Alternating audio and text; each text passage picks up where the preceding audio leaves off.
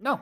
And he won the first game of the time control, so he draws the second with black, repeating a variation from earlier. This bishop takes h7 pawn didn't amount to anything, but I'm still surprised to see them repeat the opening. But that was a good result for Magnus Carlsen. And tentatively, a good start to the 3-minute segment. He wins the first game with white. He draws from a position of strength with black. And the lead hasn't reached the kind of proportions where you need to go crazy in every game. I think he's realized that. He's departed from, King's Indian and e4, c5. He's doing what makes him comfortable. And I think that's Magnus's path to coming back in this match.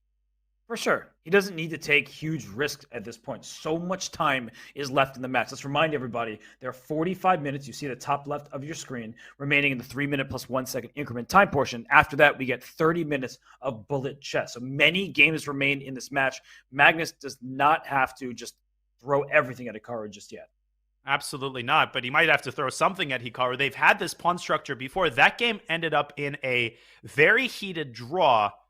Is there anything for white here, or is it a purely symbolic advantage? The eval bar seems to claim that white has a little something, maybe due to his control over the e-file.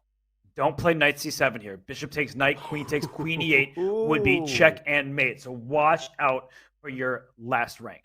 And it would be a logical move. Try to get the knight around to e6. Knight d6 is a better move because now if you do the same thing, it merely leads to a queen trade. You can pick up e8 and then block on f8. Magnus poking and prodding and shuffling and chiseling. And he's trying his best to milk a little advantage out of this position. Okay, don't play f3 because there's bishop h4, something to note. So he just trades light square bishops and he's going to take the e-file. No, this actually is a nagging advantage for white if black is not careful. Because king f8, you would like to play rook e8 after, but there's bishop d6 check in some of these positions. You just have to be careful here. And he does play king f8, so he sort of fakes Magnus out. Rook e8 could still happen. Bishop d6, amazingly, there's bishop e7, Robert. I'm not actually sure that that's that bad for black. Yeah, good point. That you just are trying to trade off these pieces there, and everything is protected for Hikaru. And I'm looking at the ratings.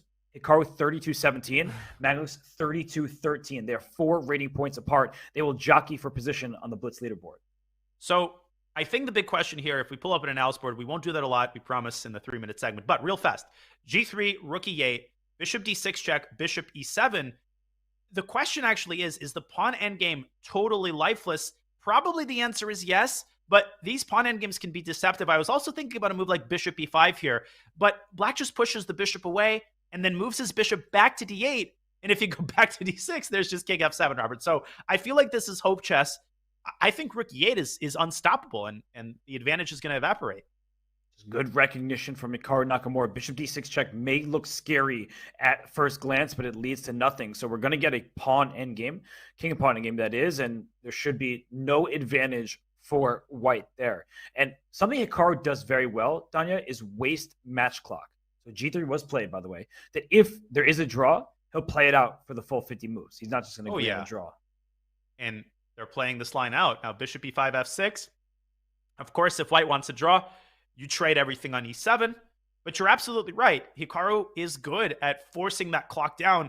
He's also good at getting time advantages, and Magnus can't just let his clock get down to 10 seconds because anything can happen in that situation against Hikaru.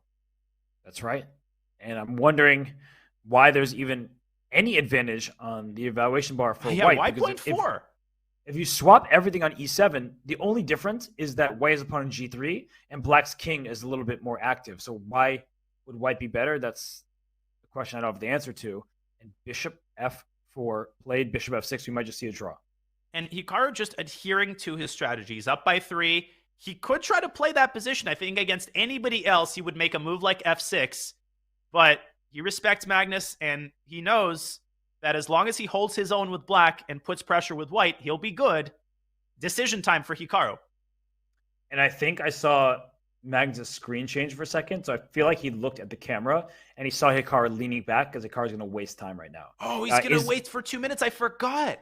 Yeah, he's going to play bishop f6 after using all of the time on his clock.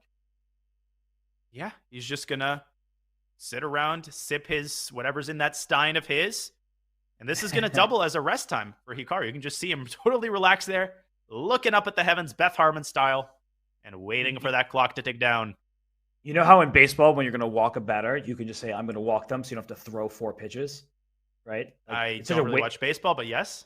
it's a waste of time. So my point is, I feel like we should implement like if it's going to be a resignation or it's going to be a 3-time repetition, you just allow the players to tell you that. And you just take it off the match clock because the players, they do get a little bit of rest. That's the good news for them.